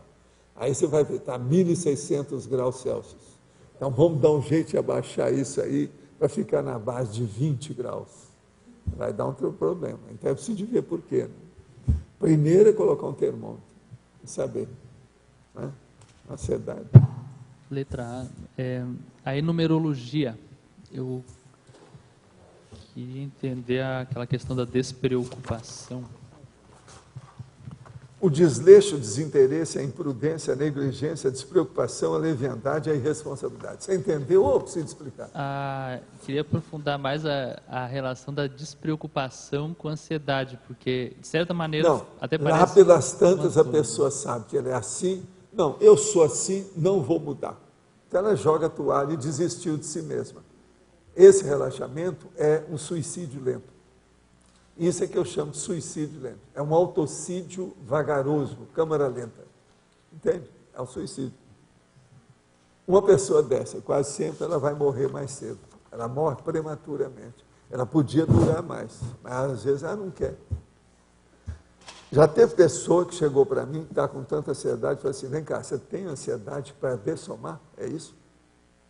Você quer dessomar mais depressa? É isso que é o seu problema? Essa turma da risco-mania, a maioria é isso. Risco mania. Esse excesso, por exemplo, das coisas que o povo faz em matéria de esporte, disso, daquilo. Estudo é ansiedade. No caso, é como se fosse a pessoa está mascarando que ela tem ansiedade, então ela diz, não, eu não vou me preocupar. Não, ela está fazendo o autoassédio, quer dizer, está se tapeando. Isso faz parte do serviço. Sim, tapeando. Eu estou vendo que o Clóvis está aí. Ó, Clóvis, eu quero dizer que um dia desse eu me referi à sua pessoa aqui. Que era um dia especial. Você está entendendo? Agora, até que falei bem dele, não foi? Foi bem? Foi. Ó, eu tenho minhas testemunhas, estão falando. Foi dia 21. Você sabe dia 21, que dia que é, né? Mas a referência foi boa. Foi. Ah, então tá tranquilo. Eu falei de você e do Djalma. O Djalma está aí. Ó. O Djalma ouviu, não foi? A referência dele não foi boa? Assim, ó, o Clóvis, meu grande amigo de todo dia, hoje é o dia dele, eu queria dar umas palmadas para ele, mas não está aqui. Mesmo. Foi isso. Ah, então tá tranquilo. Beleza. Mas, gente, o que mais que tem sobre a omissão da ansiedade ou a ansiedade omissiva? Ou, como é que é? Então, aproveitando aí a deficiência que você falou na fatologia, fala um pouquinho aí sobre a deficiência causada pela impulsividade. Você não quer nada, né? A impulsividade, em primeiro lugar, é um processo de energia. Então, quase sempre ela ocorre com a pessoa que tem muita energia. Por isso que a maioria das pessoas impulsivas são pessoas imaturas, inexperientes, jovens, moças. Então, isso é comum. Agora, quando a pessoa ela é impulsiva desse jeito, tem muita energia e não sabe gastar aquilo convenientemente, às vezes aquilo se fixa e ela se torna vítima de si mesma para o resto da vida. Aí fica a ansiedade crônica e começa a aparecer as perturbações. Então, o problema dessa impulsividade é justamente isso. Por exemplo, uma pessoa que é hiperativa tem impulsividade nisso. Quase sempre tem uma ansiedade enorme. Por isso que da hiperatividade aparecem outras coisas. Uma coisa puxa a outra. Aquilo condiciona. É como se, vamos dizer, se uma predisposição, entende? Embasa o resto que vem. É o que a gente percebe. E tratar a hiperatividade seria uma forma de tratar a ansiedade, nesse caso? Não, a hiperatividade, ela já mostra um processo, vamos dizer, arraigado, difícil, que a pessoa tem que começar a funcionar com isso logo. O ideal é trabalhar com a criança depois dos 2, dos 3 anos, quando viu que ela é hiperativa desde já. Isso é que é ideal. Por quê? Na hora que ela alcançar a fase adulta, sempre vai ter sequela. Vão ter casos depois daquilo. A hiperatividade sempre traz outras coisas depois. Então, é necessário examinar isso com calma. Professor. Mas e depois? Assim, vamos... Como é que é? Considerando que não foi tratado, como lidar com isso depois? Ver o salvar de incêndio e o que é que pode aproveitar. Tem que fazer o levantamento e ver como a pessoa está hoje, como é que ela é. O que sobrou? Porque geralmente ela é uma pessoa adulta problemática. Isso é regra, todo mundo sabe disso. Há muitos anos que a gente já sabia disso. Antes deles falar nesse negócio de hiperatividade, porque isso aí é coisa recente. A gente já sabia disso. Eu, no movimento espírita, eu vi muita gente assim. Agora, a gente chamava com outras coisas. A pessoa ansiosa, a pessoa que não para, é locomotiva descarrilhada. Isso aí é que a gente falava mais. A locomotiva descarrilhada. Agora, há casos, por exemplo, mesmo de criança, que até assusta os adultos, por causa da hiperatividade, quando ela é arraigada demais, é muito forte, muito intensa. A pessoa não para a hora nenhuma. Então, isso é terrível. Agora, por exemplo, hoje eles tratam muito na base de Ritalina. A Ritalina coloca a pessoa doida. Em pouco tempo, ela acaba com o cérebro da pessoa. Então, quanto mais moço, pior. Criança deve-se evitar dar remédio para o sistema nervoso, porque o cérebro ainda está em crescimento, aquilo está expandindo. Se põe o remédio, para tudo, dá tudo para trás. Há um retrocesso terrível. Então, a pessoa, às vezes, vai até morrer da cura. Professor. Morrer da cura, quer dizer... Entende? Você queria falar mais, Flávio? O senhor, numa tertúlia, comentou que estava estudando a cronologia subentrante, a cronêmica subentrante. Assim, eu vou trazer em verbete qualquer hora. E, às vezes, a pessoa ansiosa, ela fica ansiosa porque quer fazer várias coisas ao mesmo tempo. É isso aqui, ó, a corrente, olha lá. Isso. Um elo dentro do outro. Como é que... Eles não unem assim, aqui, ó. Não é igual o tijolo. O tijolo é assim. Um depois Mas do não, outro. esse é assim, um entra dentro do outro. Exato. É o subentrante. Agora, quando a pessoa... Ela o minuto ainda não acabou, já tem o outro. Agora, isso pode ser positivo, pode ser negativo. Pois é. Para a pessoa ansiosa, ela deve evitar ou tem que trabalhar? Não, para a ansiosa, o melhor é fazer tijolo separado. Só coluna. Nada de juntar nada. Sim. Nada de fazer aproximação de nada, senão dá para trás. Entende? Agora, o ideal para nós é ter a subintrância evolutiva, cosmoética, produtiva, que é aproveitar o tempo. É aquilo que eu falo, por exemplo, é o que eu falo, meu dia, se tivesse 48 horas, seria ideal para mim. Agora, hoje eu sei mexer com isso. Quando eu tinha 28 anos, eu tive infarto, porque eu não soube mexer. Você está entendendo? Eu não sabia mexer com isso. Professor, aqui, poderia falar um pouco mais da impulsividade, é um processo de energia? A impulsividade quase sempre é um processo de energia. A maioria do povo impulsivo é porque tem energia demais que não está sabendo gastar. Tem que saber gastar, aplicar essa energia. Tem muita energia, tem que dar um jeito, ficar livre daquilo. Entendeu? Aí é que vem a impulsividade. Olha que é assim. Por exemplo, eu estudei, você sabe, esse processo de prostituta. Eu vi que um monte de prostituta se tornou prostituta devido ao processo de ansiedade. Porque tinha energia demais. Que a prostituta, em certos casos, ela pode ser a maior cuidadora que tem. É o cuidador.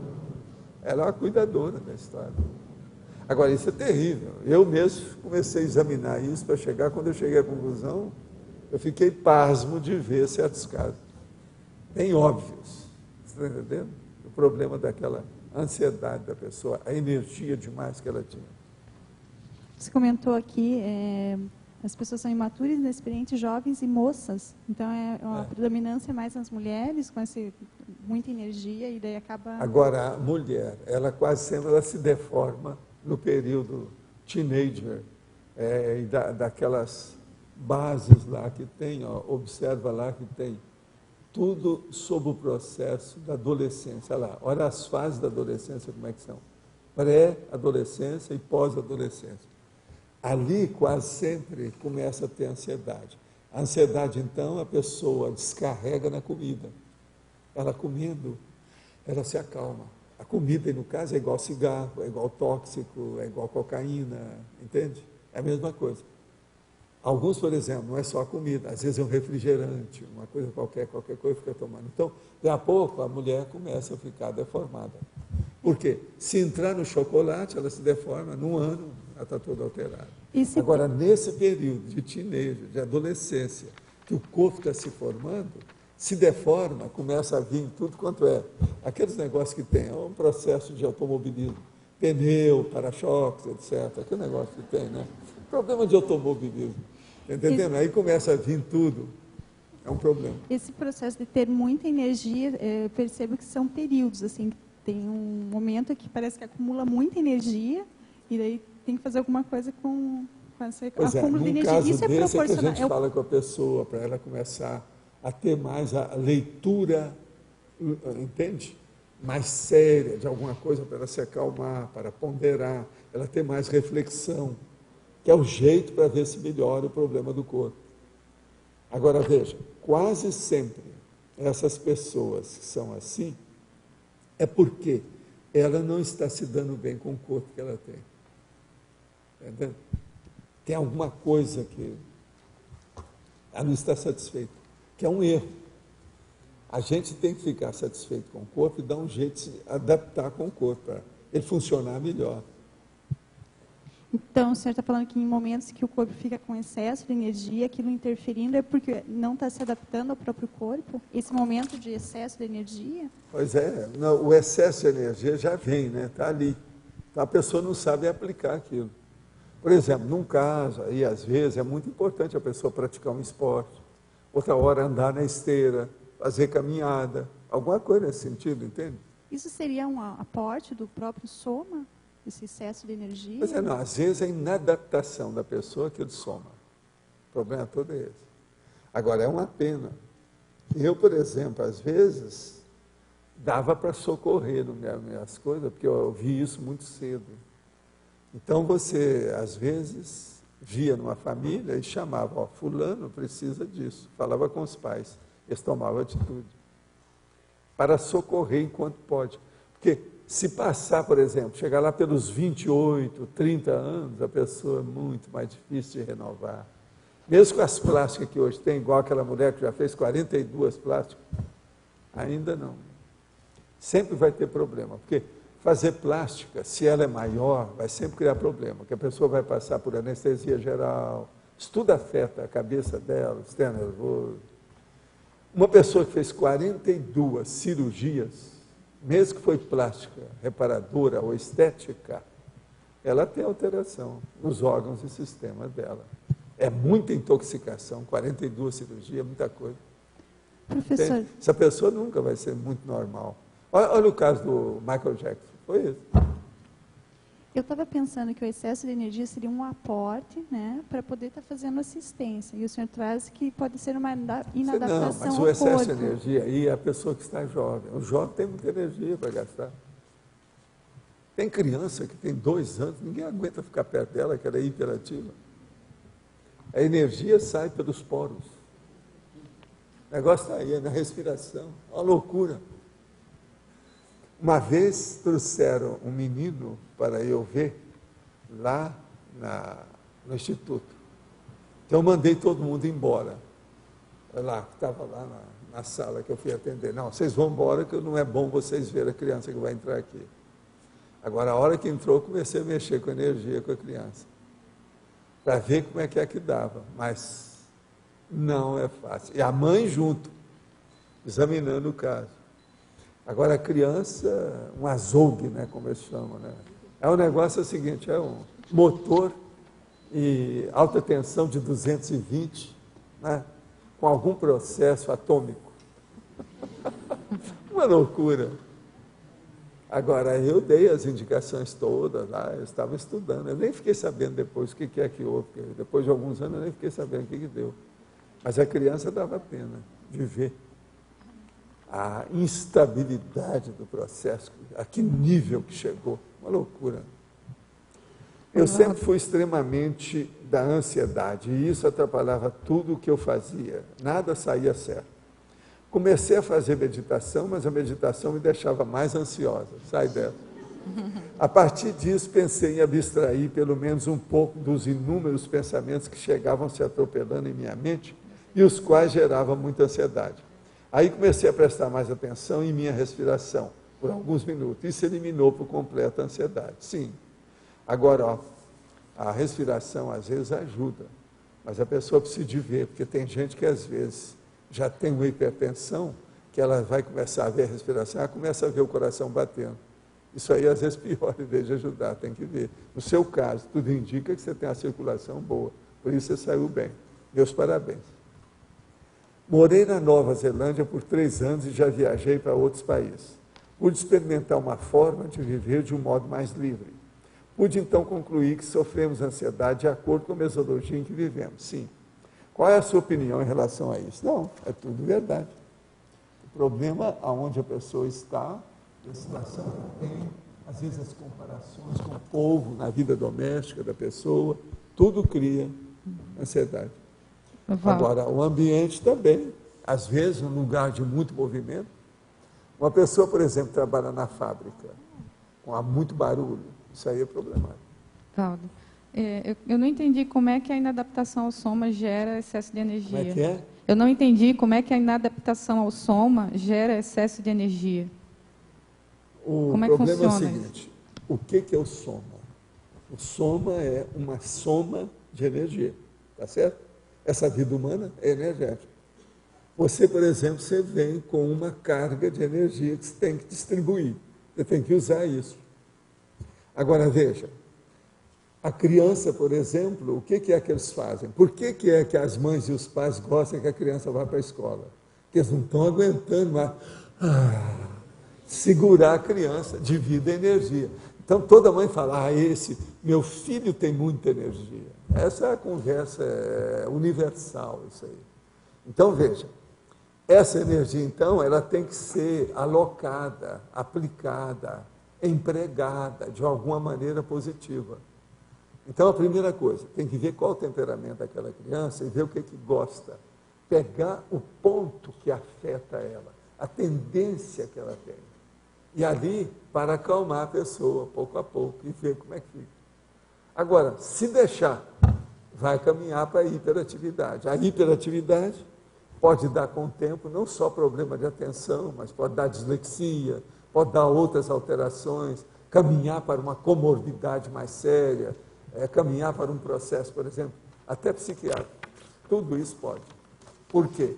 O adulto deslocado, aquele adulto feito pela hiperatividade, ele sempre vai constituir-se numa personalidade alterada. Tem alguma coisa alterada dessa pessoa. Sempre é assim. Então... Agora, por exemplo, nós já tivemos aí tanta gente hiperativa, porque isso sempre foi.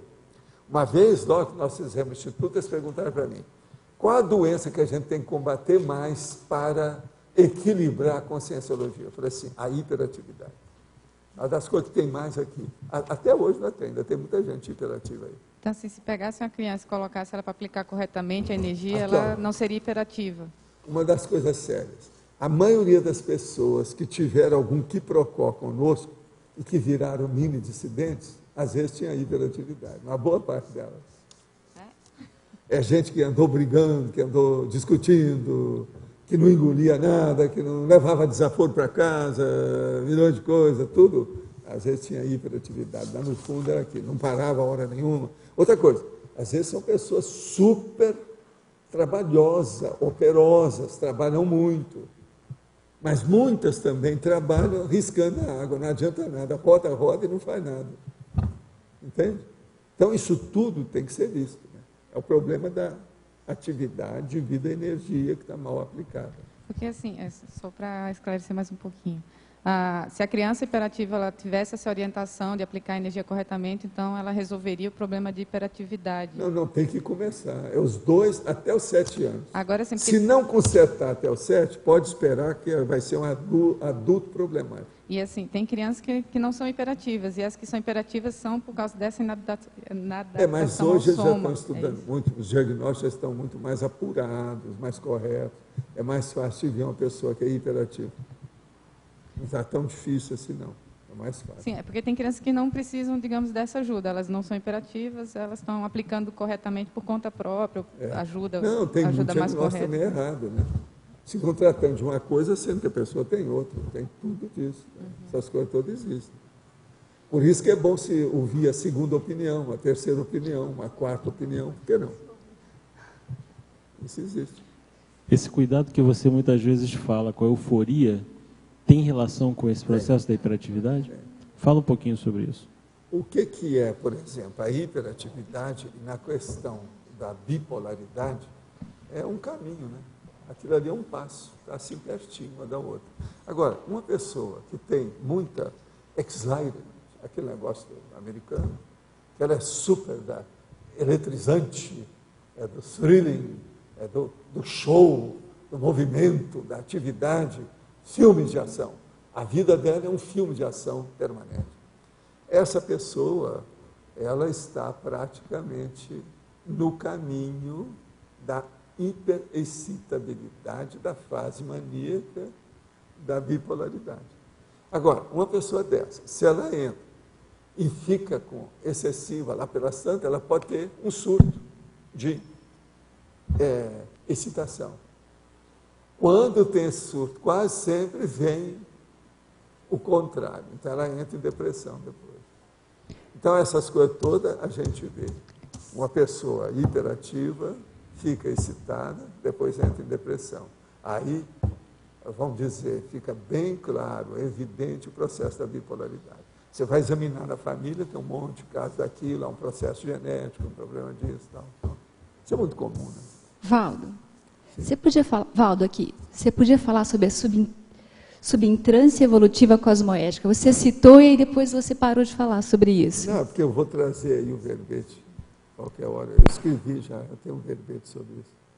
Agora, a subintrância, ela pode ser negativa e pode ser positiva, mas o que me interessa é dizer sobre o positivo, que é a hora que a pessoa ela está tão organizada que ela não tem ansiedade, no entanto, ela produz mais do que a média, ela tem super organização e ela não é monk, quer dizer, não tem toque. Então, esses processos é que nós temos que ver. Uma outra coisa, uma pessoa dessa, ela pode ter até uma, vamos dizer, arritmia, mas aquilo seria fisiológico. Você está entendendo? Tem uma série de condições que a pessoa parece que está na fronteira, mas não é não, ela está correta. Então, essa subintrância é bom a gente estudar. A subintrância, por exemplo, ela é muito comum nas questões, por exemplo, de ataques que as pessoas têm. Por exemplo, uma pessoa epilética, se ela começar a dar muitas crises epiléticas, uma em cima da outra, entra na subintrância. Você entende como é que é? Isso aí é pior que tem, isso pode até matar a pessoa. Quando há as crises subintrantes, uma depois da outra, sem parar, tem que sustar aquilo ali. Por isso que tem que ter remédio, acertar a vida para ficar num ambiente, um holopensene mais tranquilo, para evitar isso. Isso aí é a subintrância braba da pessoa, em matéria de excitação. Porque na questão da epilepsia aí, da síndrome convulsivante, entende? O problema todo é de irritação do sistema nervoso. Então, essas coisas existem, isso aí tem. Agora, por exemplo, a subintrância. Eu mesmo acho que eu sou da subintrância. Entende? Desde a época que eu tive o infarto, eu já era disso. Porque eu tenho uma certa capacidade de fazer as coisas mais rápido do que aquilo que é a média. E comigo, eu sou capaz de superar os meus números, sabe? Em matéria de Guinness, eu ganho de mim. Você está entendendo? Se eu quero, eu vou. Agora, hoje eu sei manter isso tudo, mas em compensação, com quase 50 anos já de hipertensão, hoje eu sei dominar certas coisas comigo. Esses dias agora, por exemplo, nesse ano mesmo eu tive aí uma crise hipertensiva, um período. Então o que eu fiz? Durante um mês eu marcava a minha pressão arterial. Hoje eu já não estou marcando mais, já faz mais de uma semana que eu parei. Está entendendo? Para ver tudo como é que era, para ver o que tinha. Aí eu mudei os remédios, porque os remédios não estavam funcionando bem comigo. Para eu não parar com o serviço que eu tenho, porque eu não faço excesso. As coisas são tudo pensadinho, pesadinho, é pensado e pesado. Você está entendendo o que quer dizer? Uma coisa e outra. Tudo é ali, eu vejo todos os detalhes. Com isso, a gente consegue superar. Agora, a subintrância. Quando eu estou para acabar uma coisa, começa a outra. Agora, um dos negócios que eu tenho, que eu estudei aqui, depois que eu vim para Foz, que eu falava sempre com ela, que é o pós-fácil dos originais. Entende? Isso aí é a maior prova da subintrância. Por exemplo, é impossível, a gente não pode deixar as ideias que você tem, a hora que acalmou tudo, que você já chegou num ponto, aquilo vem como se fosse um complemento, um bônus. É o pós-fácil mesmo, é um bônus, está entendendo? É um plus, é um upgrade. Você tem que, pelo menos, anotar aquelas coisas. Isso é subintrância. O negócio nem acabou, o outro já começou. Quer dizer, estão assim, um em cima do outro. Você está entendendo o que quer dizer? Há um período de dupla função. Agora, isso amplia tudo em matéria de ideias, de tempo, de oportunidade, uma opção de coisa. Agora, eu vou trazer aí o verbete qualquer hora. Eu só toquei aqui no assunto, vou ficar sabendo o que é subintrância. Por sinal, esse termo não existe nem no dicionário. Só tem subintrante, mas subintrância não.